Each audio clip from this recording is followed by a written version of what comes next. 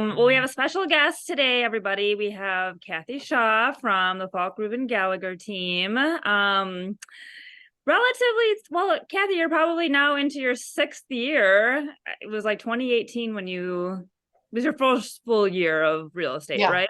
Yep.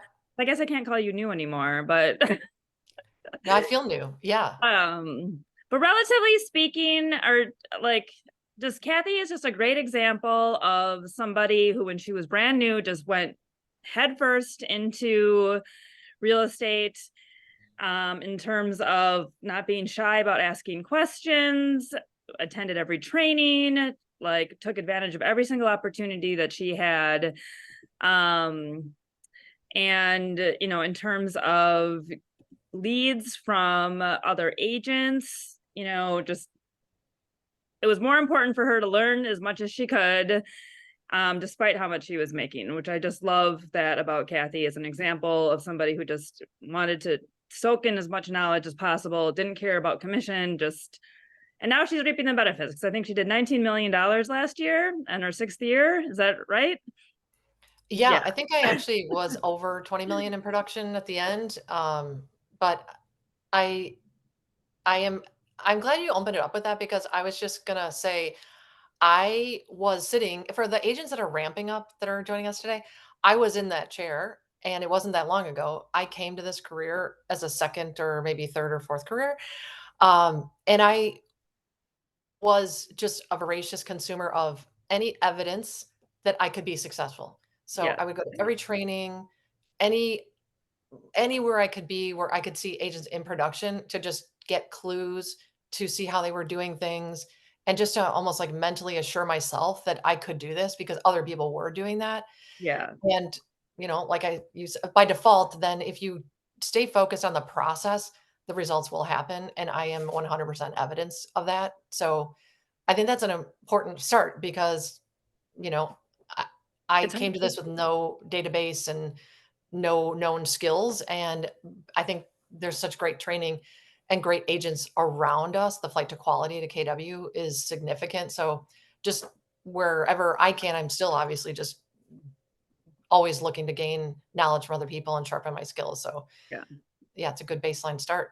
Then I wanted to also ask Cathy to join us today specifically because she probably works more with buyers on FRG than with sellers, by design, by the model, right? So she's really like honed in on her buyer consult, honed in with buyers.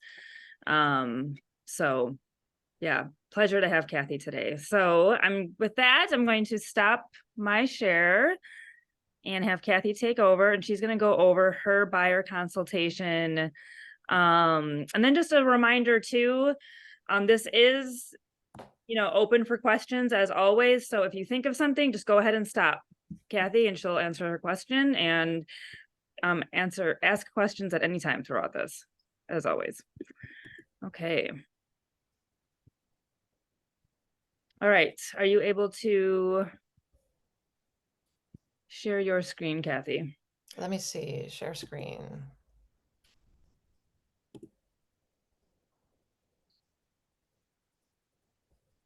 Bear with me.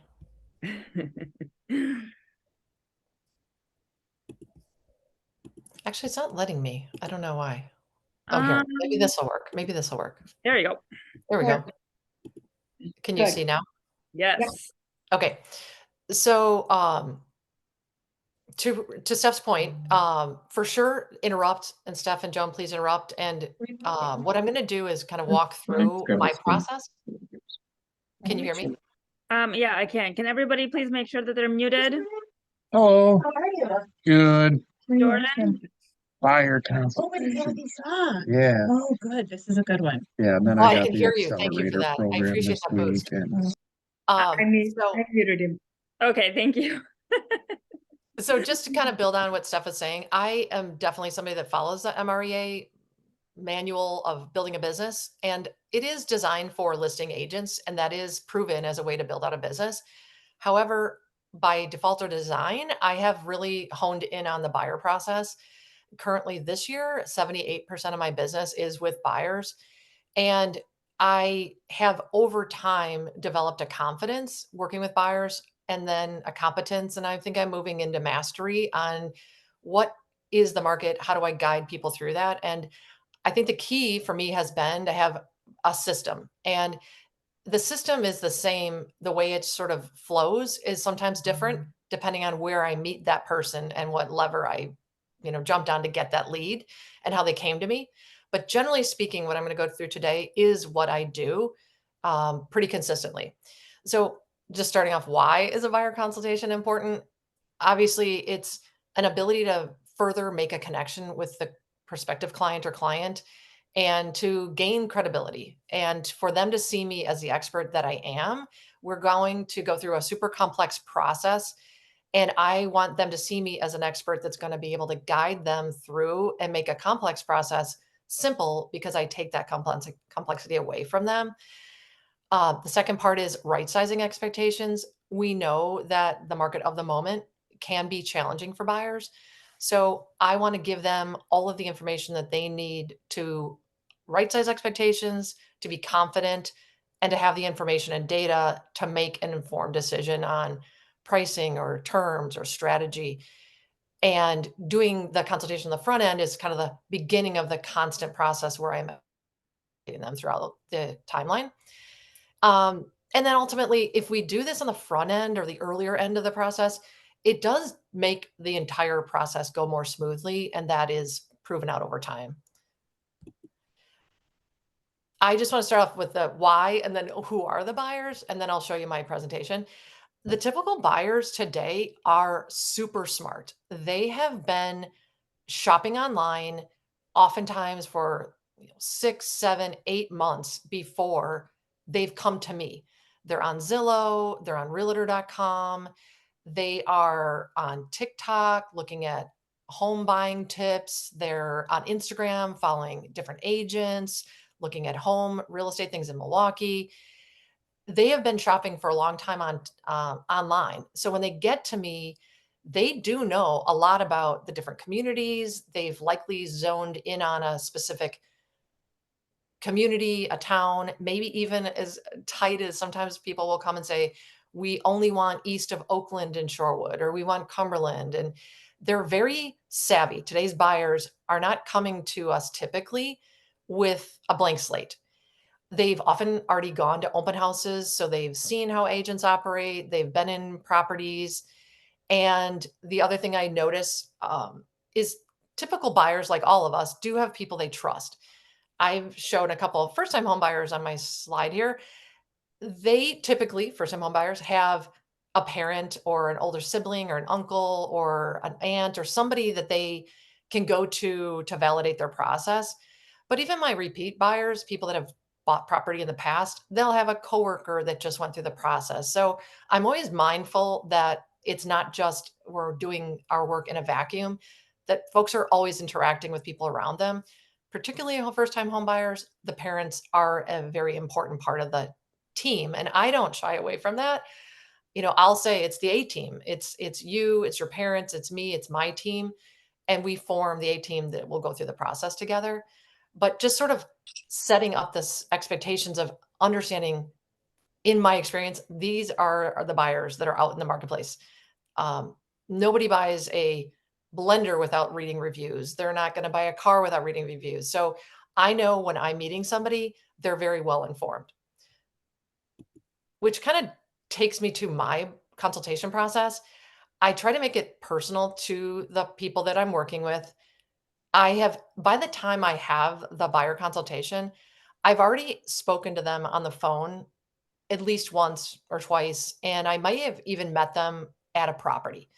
So depending on where they come to me from, it's sometimes if it's a like a referral, it's somebody that says, oh, Cathy was great with us. We'd love for you to meet her. They'll connect me and I'll always have a call.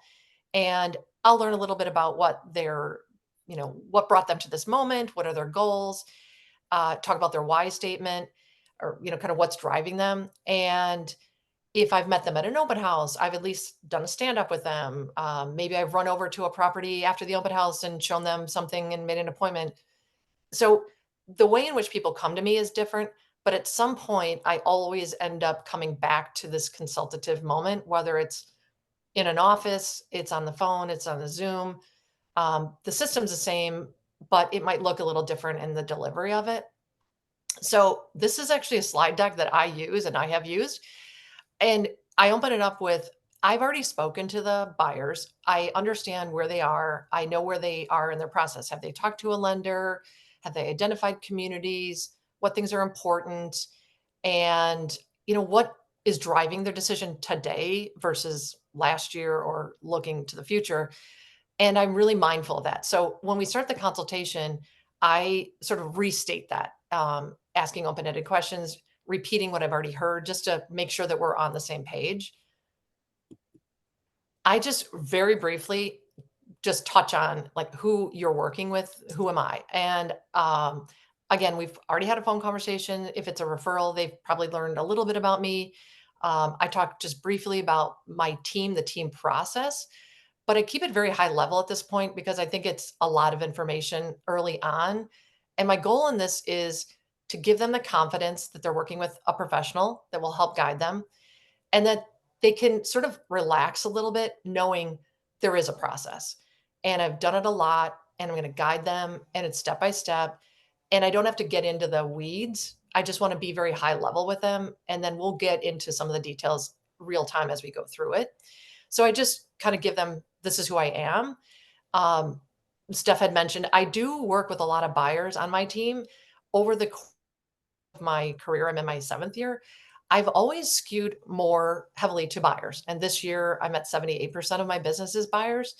So again, I think that's for you as an agent, really releasing sort of that like, oh, I have to be a listing agent, all about it. And I love working with my sellers, but I do think you can make a very robust business with an expertise around buyer business. So with that, this is now the first, second slide of my presentation. I just kind of give an overview of, I'm going to talk today about the market in which we're operating in. I know that you are reading headlines and you're already looking at properties. You've been watching the market. You've been seeing how quickly things have been going. So I'm just going to give you kind of an overview snapshot. And then there's 2 parts of this process that we're going to talk about today. One is we've got to find you a home. And we're going to talk about the steps of that. And then equally important is the buying process. And what does that look like? And we're going to go over kind of a step-by-step on that. When I talk to buyers, I find that typically buyers are only focused on the first part of that, which is finding a home, because they don't know what they don't know. And ultimately, they don't probably have full visibility to the buying process being so important to have the right partner. Finding a home in a competitive market like this is incredibly difficult. And I am door knocking, I'm writing letters. I'm not just relying on MLS. I'm talking to other agents. I'm doing all that heavy lifting, and that is my value proposition. In addition, though, when you get to the part where you're actually writing the contract and you're strategizing on terms and you're going through your contingencies like inspection or appraisal, that's where my real value comes in, because I am a good negotiator. I am somebody that builds relationships with the co-brokes. I feel confident that I can get through that process. There's always bumps, but I know that we can do it. And I talk a little bit in my presentation about the value of both parts of this, that it's not just about finding a home. This is a complex process that will result in investing in probably their biggest investment. And I want them to be confident that the value will come all the way to the end and we'll be there step by step through the whole process. I love our Tuesday meetings and I never miss them. I often will start my Tuesdays at home and my husband works from home. So he'll hear me on my Zoom call as I'm like running out the door to get to the market center. And he commented recently, you never miss a meeting. I love how diligent you are on like always tuning in. Well, you know why? Because the information is so good. Our brokerage has to be one of the best Tuesday meetings, hands down. What Charlie does for us in looking at the macro and creating it into digestible data points that I can understand and that I can then be informed so that I can feel confident while I'm working with my buyers or sellers, and being able to give them up-to-date information is invaluable.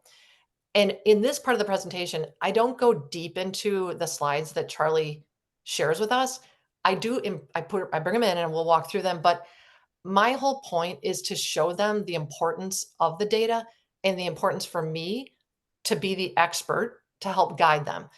Because the fundamentals of supply and demand, days on market, um, absorption rate, those all impact a buyer's focus on what geographic area, what price home, what are the terms of the offer that they're making.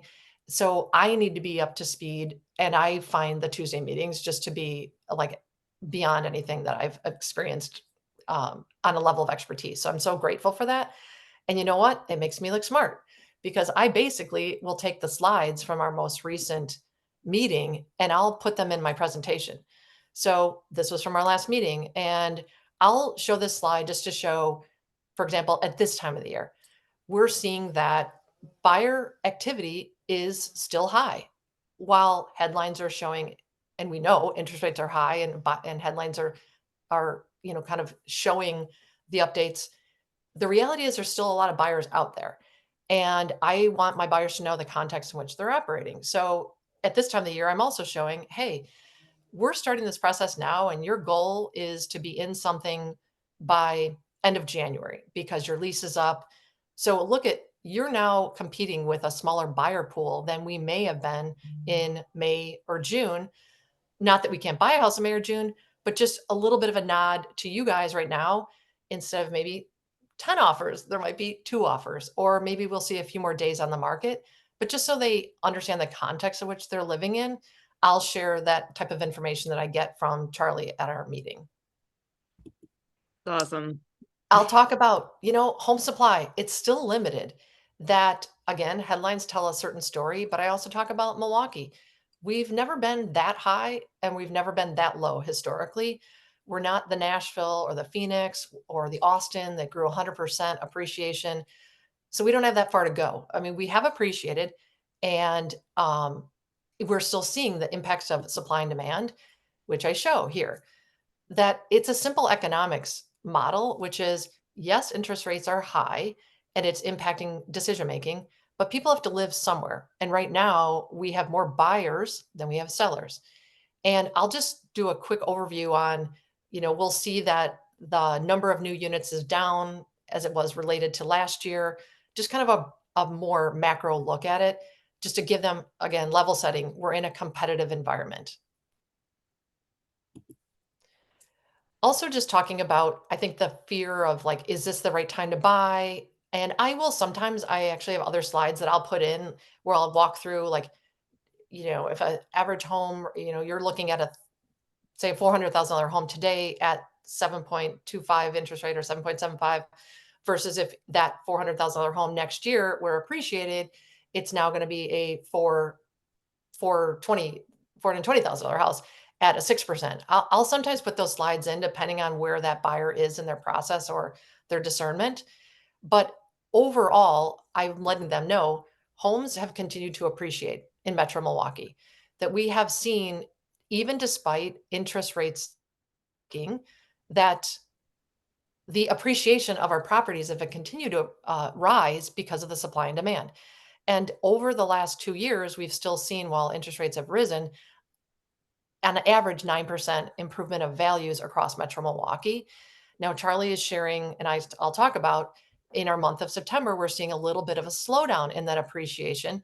It's still appreciating, it's not depreciating, but the encouragement of a buyer to, better to the time, not to time the market, just to get the time in the market, is you're buying an appreciating asset.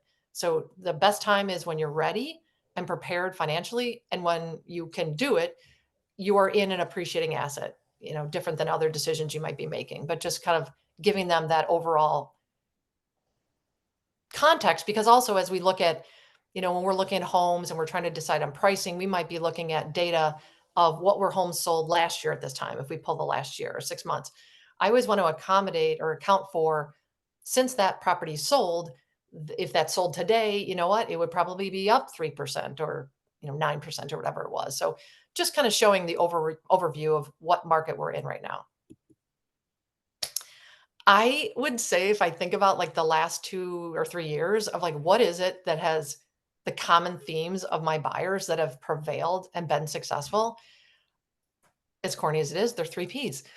They were prepared, and they were prepared in that they talked to a lender. I referred them to somebody. They got all of their ducks in a row. They understood what their affordability was. I tell people on the front end that we're going to need to be patient, that based on supply and demand, based on the competitive nature of our environment, it's going to take a while. And this is a marathon, not a sprint. You're talking to people about a mortgage that's 30 years. What is an extra, what's 6 weeks relative to that? Or what's 6 months? I've worked with people for over a year to get the right property. But what's a year in a lifetime? And what's a year in a 30-year mortgage? It's nothing to get into the right property. So just sort of relax. And I know that sometimes, I might have a buyer moving here for a job and they've got to get here, or a lease is expiring. So certainly we can elevate and escalate, and we will get people in at the times they need. But just again, level setting that it might take us some time and to be patient. The other is, even though this is a competitive environment and you might make some offers that don't get accepted right away, we will have fun. And looking at houses is fun, and planning your future is fun, and it's exciting. And there's always the range of emotion that happens in this process. But I'm positive because I've never not been successful finding a house. I've never had a buyer homeless. I've never had a client be homeless. And I think what our clients need sometimes is just that assurance and that context that while they haven't done it a lot, we've done this a lot. And there are going to be some ups and downs. We will prevail. And I think just clients feed off of that and trying to keep our emotions in check and just kind of staying on the front end like, hey, this is going to be fun. We're going to have fun together. I share this slide. I don't spend a lot of time on it. And there's all different iterations of this slide, and you can find it in different forms. But I pulled this a while ago. I think it was an NAR slide. But when I talk about like, this is a super complex process, but it's step by step. And I just kind of show this quickly to show, hey, we're on like 1 o'clock here. You're meeting with me today. You might even be closer to 3 o'clock because maybe you've already started the consultation with your lender, getting pre-approved. And maybe we're even into the search homes. So you're well on your way. And it just kind of shows the roadmap, and it demystifies the process, which again, it is complex, but it's step by step. And I'm telling them I'm going to be with you and my team's going to be with you throughout the whole process. I've never seen that flow chart. That's great. Yeah. I mean, I think there's lots of different ways to do it. And I think we have a lot of great collateral that we have available to us. So I just like the, saying, equating it to just time. Like we're at the 1 o'clock time period. yeah. So. And it also gives a little bit of visibility, which is what I'm going to talk to is it's about searching for homes, but look at a lot of the process happens after searching the home. So just the value proposition you bring as an agent and as a professional, we make our money kind of on that back end, because getting a deal, negotiating a deal, and keeping it together to close is, to my mind, probably the heavier lifting. So now we're talking about, okay, we've got the 2 steps. We've got to find you a home, and then we have to negotiate and get you to closing. So just giving the broad overview, and we might be at various steps of this. They might have already gotten pre-approved, but if I'm really on the front end, I'm talking about the value of choosing a local lender and how we know in the mindset of a seller's agent, they're looking for risk and they're trying to mitigate the risk for their buyer. So they're going to look at who's the lender, can they get the deal done? Those type of nuances do impact a buyer's ability to be successful. So I'll talk about sort of the back end of it so that they know there's value in a lender that's going to service you at a high level, have competitive rates, and was going to pick up the phone because we might need them on a Saturday. If they don't already have a lender, I obviously have a short list of people that I think are terrific. And I point out, like, I have no relationships of like, I'm agnostic when it comes to lenders. I just have to make sure that they're really good for you, that they're local, that they're competitive, they're problem solvers. And again, I can give them those recommendations. At this point, if we haven't already signed a buyer agency agreement, I talk about how in the state of Wisconsin, we as agents, licensed agents, by default, work for the seller. And it was probably a little more than 10 years ago that the state said, well, if agents always work for the seller, who's representing the buyer? And in a complex process where there's two sides and negotiating, it is important that I can represent you fully, giving you market statistics, giving you pricing strategy, pointing out things about the property, and working on your behalf. And we have a vehicle to do that, and it's called a buyer agency agreement. So it's usually a really positive. I don't ever hesitate to ask for them to sign it because that fully allows me to serve them. And at least in our current market, maybe that'll change, but at the buyer agency, the bulk of it is paid for by the seller. So as a first time home buyer or really any buyer, there's really no reason not to sign it and to get into relationship with a competent agent. Um, and sometimes we've had a few meetings where that gets signed because I want to make sure they're the right buyer for me, that I can service them and that they're going to be responsive and be a good partner. And they're interviewing me. So I don't necessarily feel like I need to get that signed the first meeting, but very much early in the process is that's important, obviously, for our compliance on what we do. I think when I first started, I was really hung up on I had to have that signed right away, and that became almost crippling. I guess I would just say let that fall off. There's no reason why they shouldn't, as long as you've sort of discerned and decided you're the right fit for each other. It should be an easy thing to just have that signed. 100%. And then I talk about restating their priorities and what they're looking for. We talk a little bit about most of those people have been using Zillow or they've been using Realtor and they like that app. And I don't discourage people from using those. And I say, look, I like Zillow. It's got good community information. The interface is easy. I talk up though the value we bring with the MLS portal, that it's real-time information. It obviously gets aggregated out to those other sites, and that we have the ability to share with them delayed listings, those that are coming soon, that are not on the market. And just in my own steps in working with buyers, just to remember, the portal always shows the delayed listings, but if I have a search for a buyer, the delayed listings don't get served up on that search. So I'm always I'm always looking on the hot sheet every day for my A-list buyers that are moving with intent. But I also have my searches showing me my buyer searches. So if a delayed comes up, I'm sending that proactively to them in an email, not from MLS. So just being mindful of that. And also talking about ways in which I'm going to find them other opportunities through the network, but we just kind of walk through the tools. I still encourage them, definitely be going to open houses if you'd like, but we talk about the cycle in which listings come out, and that we know in Metro Milwaukee, a lot of listings do come out on Thursdays.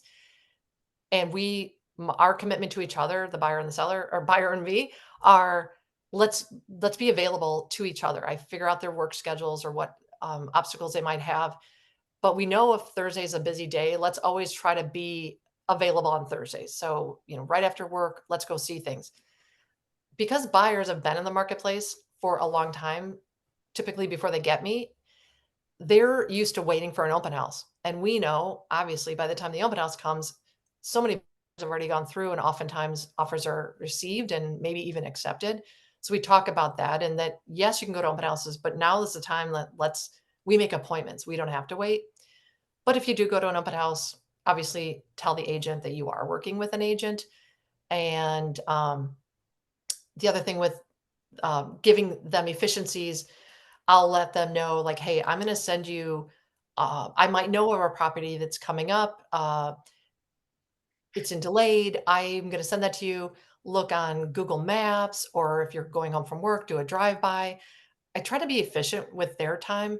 If it's a corner lot and they don't want to be near the dry cleaner, then that might not be the right fit. So instead of wasting their time going, We're trying to be efficient, trying to give them as much as I can before, but knowing oftentimes properties just pop up and sometimes we are just there with each other and then we start to look at the community around and maybe it's not always the right fit, but just giving them the visibility of kind of what it's going to look like going forward.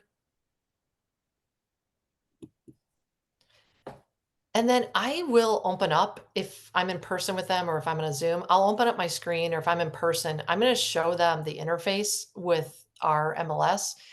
And I have, like, right now I have a buyer that is looking and they want to spend between 750 and 800, and they want east, Whitefish Bay, kind of more east, maybe Shorewood, maybe Fox Point. So if I look at what people are looking for, and I know that before, I always do before the consultation. If I'm in person, I'll print out the data sheet or like the CMA version of this, and I'll write down each of the properties that has an accepted offer, or I'll look at solds over the last 3 to 6 months, and I'll write down the number of days that house is on the market. We'll look at the list price versus sold price. So once a buyer is kind of zeroed in on a community, I'll be very intentional about showing them, well, this is what it looked like over the last 3 months. So if we want to be under contract and your max is 750, then we're going to be starting in the 600 range. Now that's where my search is going to start.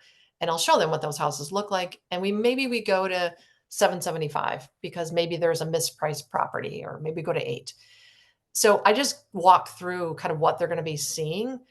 And then that whole idea of like how many days, and then what did they go out on the market at, and where did they land? So just informing their thinking about what the search parameters should be, but also level setting their expectations before we even really get into the showings. Because I think I've found really the buyer on the front end is very different than the buyer who's now writing multiple offers, competitively engaging. It's taken them a while to get there. And I try to give them as much information to get them up to speed fast, knowing it is a process of just understanding the market, but I'm trying to give them sort of the context. Love that. It saves a lot of time for you. Yeah.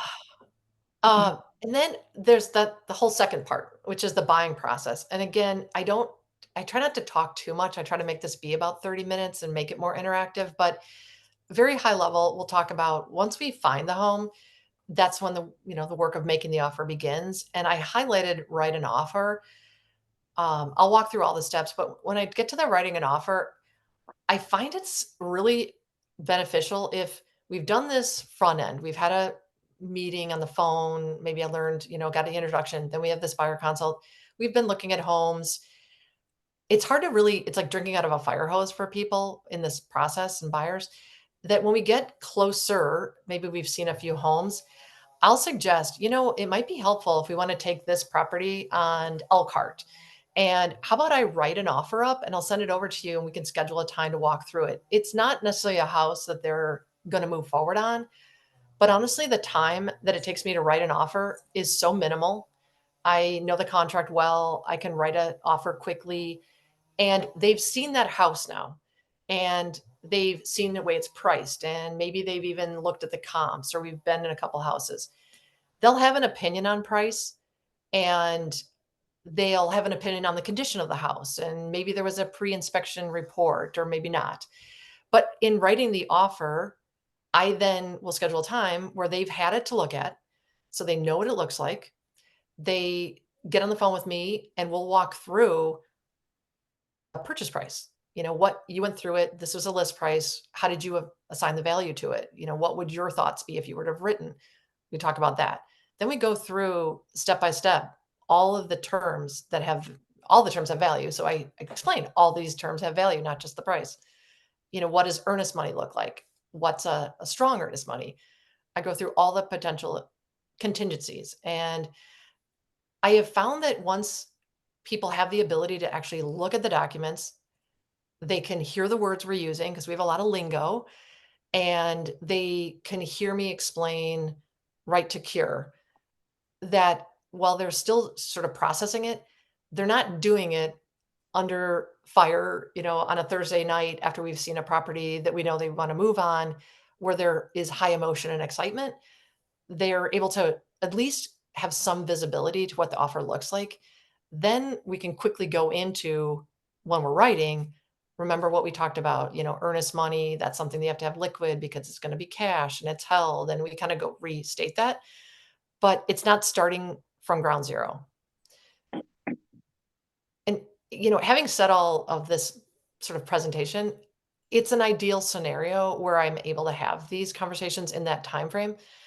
But it doesn't always look like this, because sometimes you get somebody that was called into you like, hey, my uncle is moving and he saw this condo in Mequon. Can you show it to him? Sometimes it starts that way and it doesn't have this like neat little bow on it.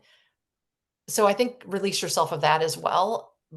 Even if a lead comes in that way where you're kind of meeting almost at the doorstep, and that happens, I still try to pull back and go to this process, unless that condo I'm showing is the one and we move forward quickly. And sometimes that happens.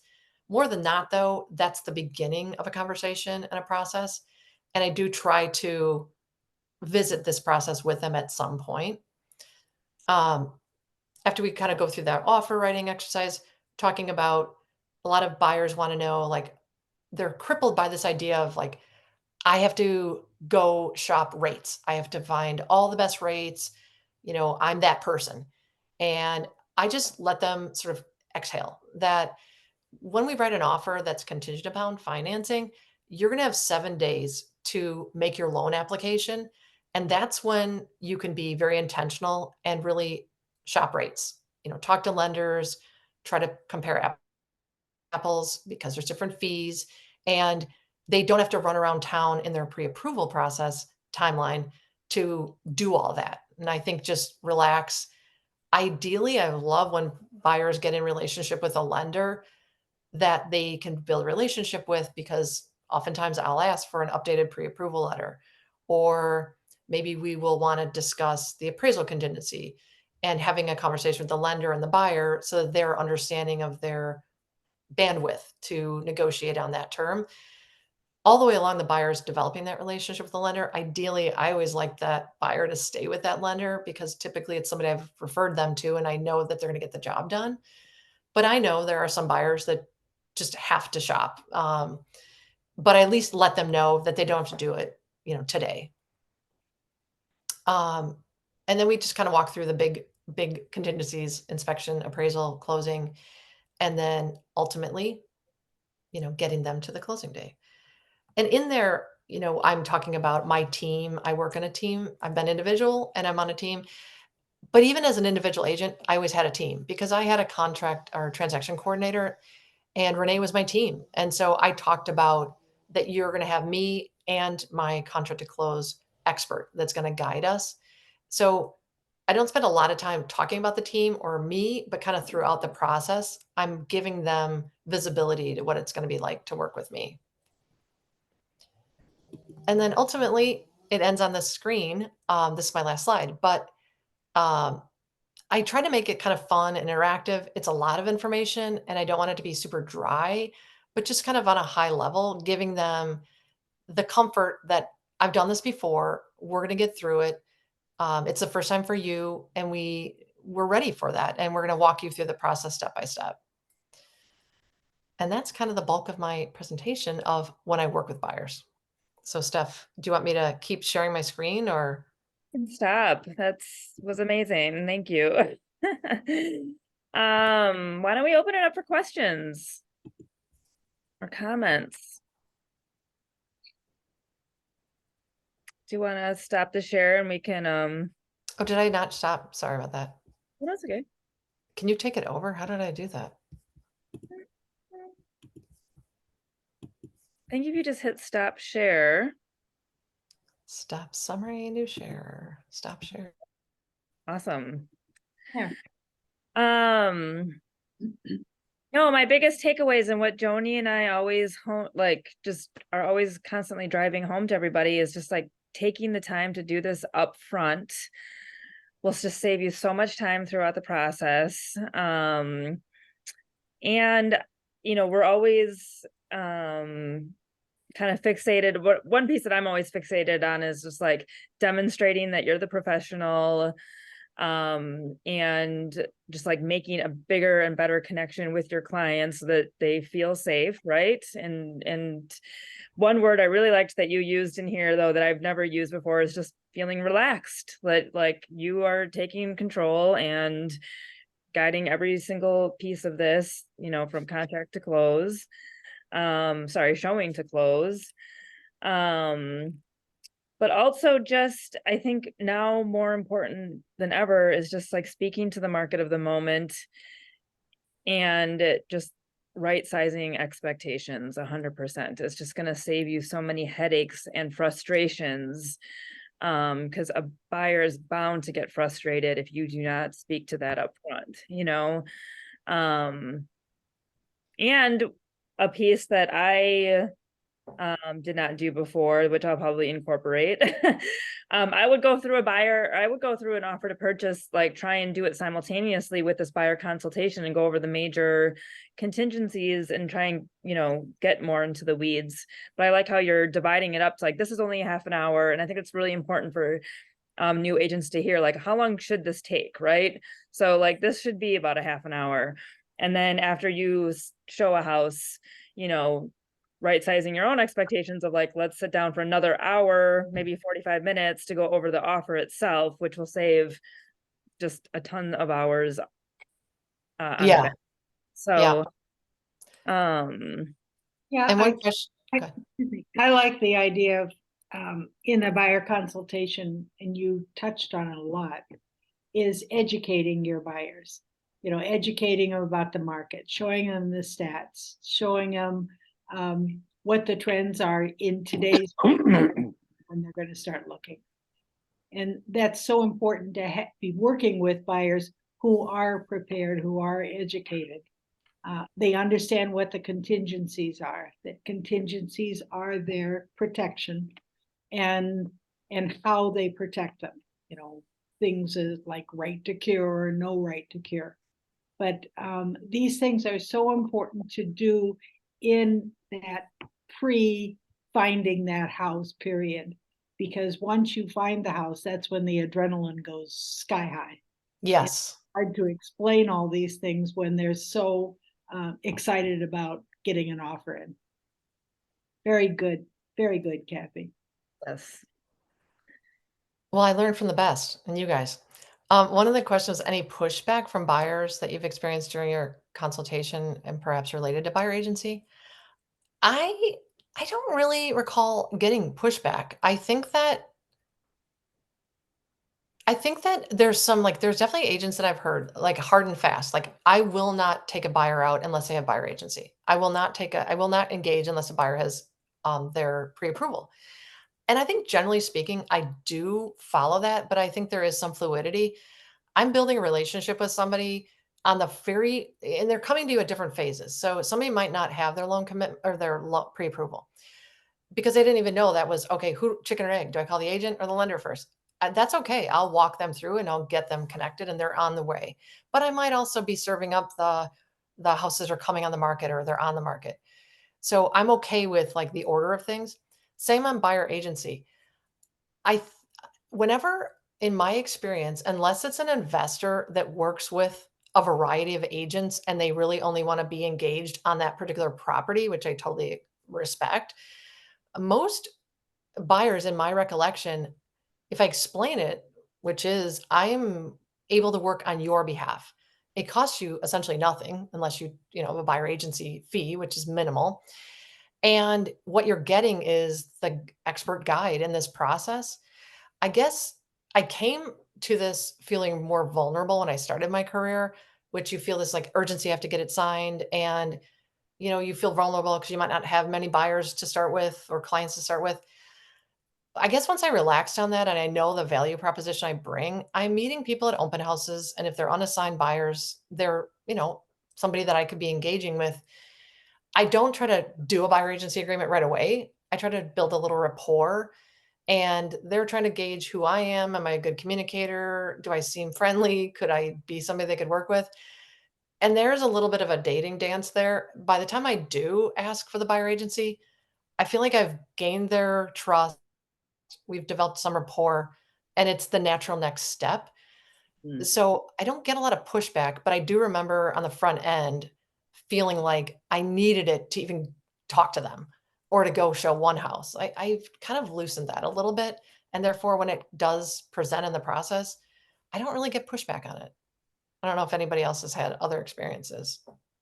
I guess I feared it more than my Yeah. fear of presenting it and asking for the signing of it was greater than the reality, which was if I explained it right and they already had some rapport, there was not really any hesitation.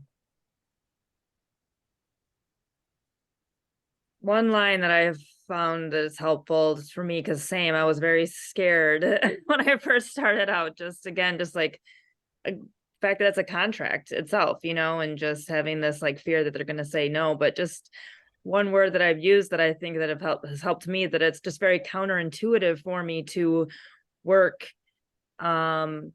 essentially for the seller when I've got the relationship with you. So I don't want to, it's very rare for me to work as a seller's agent. And again, unless it's an investor, because I have the relationship with you, it would just be very hard for me to work for you. Yeah. So As far as materials go, and I am probably even a little behind the curve of what's available because I think Lindsay does such a great job of providing great marketing materials, is the deck I use, it's not the prettiest. That's the other thing. I love Charlie's like, it doesn't have to be perfect, but it just has to be. Like I've sort of just let that roll off me. Like it doesn't have to be perfect. There's probably way better prezzies out there, but I don't care. I mean, my buyers don't care. We just need to get through the general information. But I was on like Google Docs and looking at templates available to me and all of us were some of the KW templates. I think there are even better presentations that probably are available through Canva or other resources. So as it's kind of the quieter time of the year right now ish.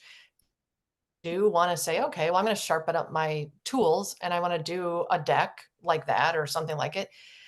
The templates are there and you could just tweak it. I'd be happy to share anything in mine. It's not any, my value is my person and I'm open to share with anybody is don't get caught up on like, oh, how do I even do it? Because the templates are there. And I definitely have found that as I'm preparing for a meeting, whether it's a listing presentation or a buyer consultation or a showing, if I just take a few minutes before, like if it's a showing, I want to just take a minute. I want to look at the listing. I'm going to read all the documents and just pause and prepare myself. I'm so much more confident going into the showing. If I'm going to be working with a buyer, if I have materials that I can just kind of work through before our call and I can use that as my agenda, I'm just more confident. So even today, knowing I was doing this, I was relooking at my presentation and like, okay, what was the last conversation with Charlie on Tuesday? Okay, rethinking that. I rewatched the video. That just in preparation of the materials makes me more confident. And I think it gives us the assurances that we have what our clients need. And, all of these trainings just keep building up that confidence and expertise. another thing that we want to stress too is just like, you're going to start off with this buyer consultation, but as you're, building your business and honing in on your own processes and systems, like it's going to change. And just, give yourself freedom for that. I'm sure that Cathy's presentation started off much different than how it looks today. So in terms of content. Yeah, and I think meeting people where they are, there are some buyers that aren't sure if they should wait until interest rates go down. So there's a whole couple of, slides or whatever, however you present it, that can show, like I said, the value of a house today at this price, at this interest rate versus what would be your monthly payment if you waited and the cost of the house is more, even though the interest rate was lower. That's a different conversation than somebody that said, hey, I just took a job at Freighter and I need to be there. We're coming from Cincinnati. We just sold our house. Now it's go time. They're not needing me to convince them to buy. It's just now let's look at geography. What's your lifestyle? I try to help them on that. So just meeting your clients or potential clients where they are and providing them what they need. Ultimately, it still ends up at the same process, but meeting them, they're all at different places. Any other questions? Kathy, how many slides do you have in your deck? There were 16 in this one, but and that's long. So I kind of fly through the market stuff to I'm just trying to give them the high points, supply and demand, sort of days on market, kind of general, and just so that they know I have the information and we'll be using that information as we are strategic. But I don't spend a lot of time on those. But that's where it was on this particular deck. I think maybe it's probably like 14 of them were relative to the buyer agency presentation. Logistically, did you grab that? Like, did you just take a screenshot of that and put it in your, I don't know where you went, Kathy. Yeah. So I go to, well, I am always on the Tuesday meeting and I love that it's available afterwards. And as needed, I'll rewatch it. So when I'm rewatching it, I just do screenshots on my Mac and just make a slot. Then I just take that and put it in. So man, it looks like I'm really smart, but I'm really just taking Charlie's information. Nice. I love it. And sometimes I need to go back to that meeting. If I'm meeting with a seller, today's market is different than it was 8 weeks ago. Right. And with a buyer too. Sometimes I go back and just listen. Like I'll be doing something else, but Charlie will be in the background on like a Thursday. I just want to rehear his grocery store pitch. Like I just want to know what he said. I just want to make sure I'm digesting it. I pretty much don't miss that meeting, but I do love that we have a library available to us and it is super duper helpful. Yeah, Heather has a question. You unmute, yeah. Yeah, hi. I'm just curious, Kathy, if you could run through like a scenario of what that looks like, to your point, when you were meeting buyers, either for the first time directly at the showing, and then how you explain the buyer's agency consultation to them about the importance of it before moving forward with showing them more properties. Or also a scenario where you contact the buyers, talk with them over the phone, try to explain this consultation, and then meet them before doing their first showing. Like, how do you get them to the table? I feel like that's the problem I'm having is I have no problem talking to buyers. It's just getting them to sit down separately or just sit down in general and go over this information versus me just end up having to explain it over the phone or in person at the showing, and explain some of these things to them rather than sit down, right? Like, how do you, what's your script for that? Like, I've tried to use wording from other scripts that, we've talked about as we've been trained in the brokerage, but I'm just curious what you do to get them to the table. Well, first I would say I experienced the same thing you're talking about. And I learned I had to release myself from it having to look a certain way because again, people come to you from different lead gen sources and they're in their process, they're different personality types. I have to take all that into consideration.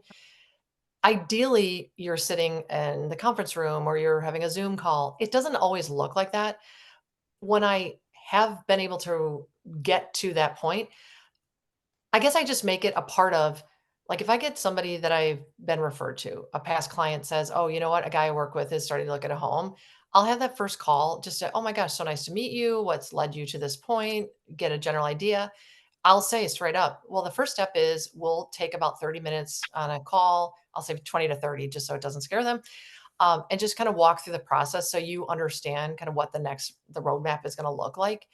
And generally people are open to that because they've connected with you because they have a need and they don't necessarily know what they don't know. They don't know how to get there and you're in control. So I think I got better at that, getting those scheduled as I got more confident because I have information they need and I'm coming from contribution. I'm not asking them something that they won't benefit from. And knowing I'm confident in that, I'm okay to ask it. And then other times, like I said, I've been, hey, my uncle needs something and he just saw the condo. Can you go meet him? So now it's a little bit more real time. And depending on who they are, where he is in his process, maybe I can't do a Zoom call. He doesn't have time or, I think just sort of releasing myself from it has to look a certain way. I know my system is the same. I know my steps are the same. I'm going to be imparting that wisdom along the way with them. It's all going to come out. It might not necessarily have that pretty package on the front end, but that's okay. So long answer is I think I've gotten more confident just making that a part of the first step in the process. And it's a quick, we'll just kind of the overview just to make sure we're on the same page and you feel comfortable or confident, if that makes sense. No, it absolutely does. And I do actually say that as well in my initial meet with them, whether it's over the phone. I don't know. And I get very different feedback to your point. I'm not getting that receptive openness to that. They just want to skip all that and just go look at the house. They kind of, I feel like the feedback is, yeah, that's nice. When can I see this house? You know? Yeah, no, that's true. And I think different lead sources, like an open house buyer, I'm not going to, while engaging with them and developing a rapport, going to, I know in the scripts, it's schedule an appointment for a buyer consultation. That's not always how it's going to go. Sometimes it's just some follow up on that property. If that's not the right fit, I did see that these other properties are either coming on the market in the area you came through my open house. Let me know if you'd like additional information, follow up. I've kind of got like a 7-step after an open house, and it doesn't always involve getting the buyer consultation scheduled right away. I think it is not, green light, easy button always. I think there is some establishing some rapport and getting that relationship. And yes, sometimes there is pushback. They just want to go. And, I guess I match and mirror, but at the same time, I've also had it where like I've had a buyer go, they just want to go, go, go. And we maybe even wrote an offer and we didn't prevail. And we started talking about the second one. Then I've actually gone into more of a deeper dive on the buyer consult. I'll pull out, okay, this is where we've been looking. This was your why. This is what you wanted to do. These are the areas we're looking. This is what's sold. And I'll show them statistically, okay, that one we looked at, it closed and we were under that list price by 3%, it closed 10% over. So I'm constantly sort of consultatively helping the buyers. And all of this information eventually comes out. I just sort of release myself. It doesn't have to look a certain way. I think the success is greater on both sides if you can. But I think we have to meet people where they are, develop rapport, and walk the journey. And it looks different maybe every time, slightly different. Thank you for that. Very good. Very, very good. All right. Thank you, Tammy, for that comment. Cathy, thank you so much. I think we Yeah. can.